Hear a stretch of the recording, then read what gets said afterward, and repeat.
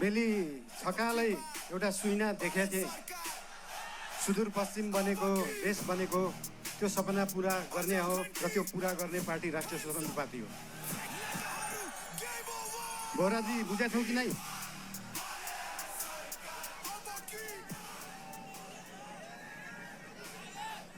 खल्तीमा पैसा नभएको विपन्न गरिबले शिक्षा पाउनु पर्यो, त्यो हो हाम्रो एजेन्डा।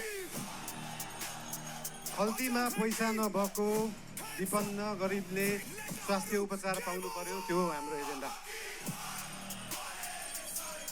2 वर्षमा बन्ने बाटो 20 वर्षमा पनि बन्दैन, 1.5 वर्षमा बन्नु पर्यो, त्यो हो हाम्रो एजेन्डा। रुखमा बाँधेर हुन्छ कि बाटोमा सुताएर हुन्छ कि फोहोरमा जाकेर हुन्छ, बाटो बन्नु पर्यो।